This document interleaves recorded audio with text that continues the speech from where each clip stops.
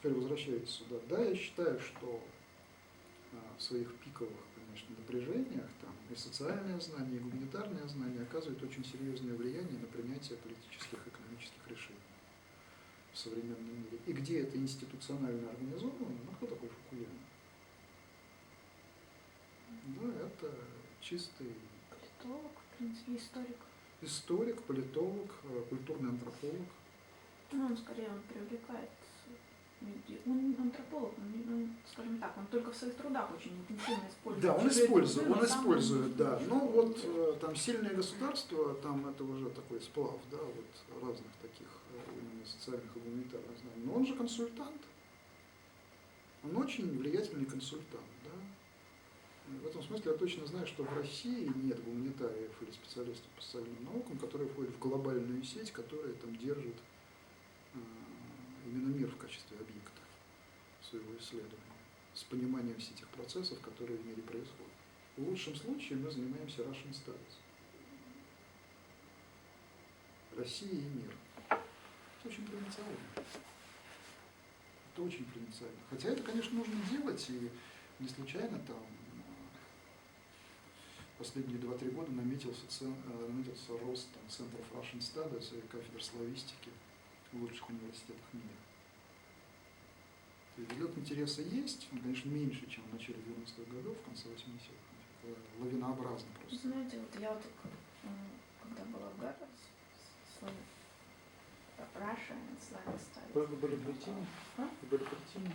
Да, Тим Колтон, вот, да. и какое у меня впечатление создалось от всего вот этого действия, то что этот центр, он был создавался на фоне того, что вот Советский Союз подходит к плановому концу, вот, есть определенный бенч иммигрантов, которым интересна эта тема, и которые вот приехали в Америку, и которые хотят делать research.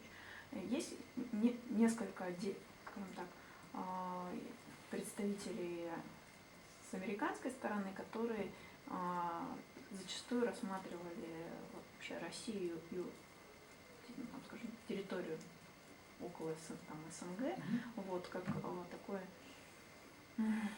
вот, через те старые очки, ну, то есть вот холодной войны, ну, то есть что вот случилось, что вот наша модель победила, вот, и что вот теперь вот там на развалинах бывшей Советской империи.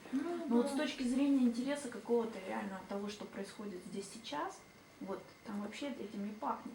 Ну, то есть, вот, да, но в этом смысле качество любого из этих центров или департаментов можно отдельно обсуждать. Но есть некоторые там, вот, количественные вещи, вот, там, рост числа, там, не знаю, кафедр славистики там, или чего-то еще. Вот, например, ориенталистские департаменты там, резко в количестве возросли после того, как американцы столкнулись с чем-то неожиданным в Ираке. Да? Вот можете посмотреть просто статистику. Год вторжения и какое количество кафедр соответствующего типа по ориенталистике появилось в топ-100 университетов мира. Каждую отдельную кафедру или центр можно обсуждать, что занимается глупостями или наоборот умностями, ну, да, нет, там, или еще там без что-то. Да? Я просто констатация факта, что вот все, что касается России, это не modern там, history или culture. Да нет, это все вот ближе туда, к Советскому Союзу, а еще до Советского Союза, им интересно. А все, что вот относительно modern, там это больше даже к странам СНГ относится, там, или бывших. Знаете, вот какая сейчас тема Грузия, там вызвала у наших партнеров интерес. Страшно. Вот мы вот с Сашей, с Александром Валерьевичем, да, обсуждаем русский и американский exceptionalism, то есть особый путь. Сравнение. Да. В этом смысле я бы не сказал, что это вот характерно там для всех, да, потому что exceptionalism это очень такое критическое восприятие там собственной идеологемы, да. Вот у нас там Михаил Вележев и Андрей Зорин там вот вели эту тему там, последние 1,5 года, да, оказывается там, в американских там, университетах там в целом ряде просто точек занимались тем же самым, тоже с таким критическим настроем. А это уже требует более глубокого проникновения именно в современную ситуацию, да, или в современную историю, если хотите. Очень по-разному. Ну, кстати, тот же самый Чин Колтон сейчас предложил нам исследование, посвященное выбору. Ну да, но не факт, что мы будем этим заниматься, но, по крайней мере, то, что их волнует современность, и что они готовы с нами сотрудничать по этому направлению. это же там на спрос, потому что совершенно очевидно, что приезд большого числа иммигрантов в начале 90-х годов и их бессознательная или сознательная рефлексия предшествующего этапа, да, там действительно была вот то, о чем вы говорите. Да. Вполне возможно, что они просто отвечали на вполне определенный маркетинговый спрос.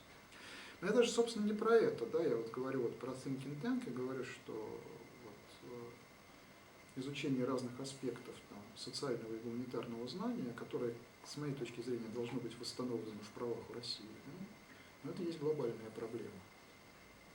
На это можно делать действительно international research, да, объединяя разные группы, да, находящиеся там, не только там, в странах первой там, десятки или там, восьмерки, да, но и, например, по странам БРИК. В этом смысле вот, школа, она же изначально была таким социальным и гуманитарным центром. Вот, в этом смысле, чем можно выделиться в ряду вот, всех прочих, да? Ну, и наши партнеры и конкуренты, там, ЕСПБ, там, предположим, да, в Питере. Да, я, конечно, понимаю, там, код конкурирует и все такое. Но, тем не менее, они же собрали очень хорошие исследовательские группы. Да? Вот, чем, собственно, школа может там, себе заявить? Вот мне кажется, стать там, такой узловой точкой некоторого международного, постоянно идущего исследования, отслеживающего, мониторящего вот этот процесс статуса гуманитарного знания в разных его проявлениях. Институциональное устройство, да, вот, методологические аспекты, я не знаю, там, горячие темы. И... Вопрос, какими силами? Есть такой вопрос, но это вы уже со мной начинаете проектировать. Welcome to the club. Да, пожалуйста, я готов это обсудить. Просто Ася там задала ключевой вопрос, говорит, это за счет чего? Я говорю, вот это вот может быть. Да? Да, и за счет того, что на себя там удастся, как я надеюсь, удастся стянуть разные международные группы, да, занимающиеся там смежными или там похожими темами, да. Ну вот, между прочим, вот мы в этом году провели там в Центре гуманитарных исследований, который напополам с Академией существует, да, в школе и в Академии, конкурс на fellowships. Первый раз мы объявили этот конкурс, да, там 10 полугодовых стипендий там, на 2012 год для участия в проектах, которые там ведут там, Андрей Зорин, Гасан Гусейнов, там, Игорь Федюкин. Ну, те темы, которые мы объявили, в общем. Слушайте, это был поразительный успех для первого раза. 6 человек на место и почти полное отсутствие идиотов.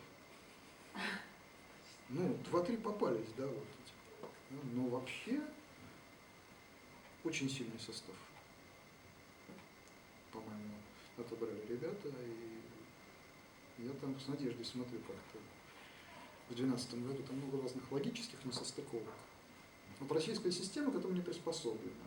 Мы запросили там у наших партнеров там, эти fellowships в расчете на то, что это будет рассматриваться как стипендия. Оказалось, кстати, по российскому законодательству, внимание, коллеги, что fellowships не считаются стипендиями, в отличие от scholarships. Потому что в scholarships можно предъявить диплом, который тебе дают за это, а fellowships это не стипендия, это наем на работу. С соответствующими налоговыми выводами, да, ну понятно дальше там, да, вот. Мы не приспособлены наша система к этому, но тем не менее мы это делаем, да, вот, напоролись вот примерно на такое, да. Ну, в следующий раз умнее будет. Да. Но то, что 10 человек там будут здесь присутствовать, вот там вот в соседнем кабинете там собираться на исследовательский семинар, вести преимущественно там такую монастырскую академическую жизнь. Ну, вопрос, конечно,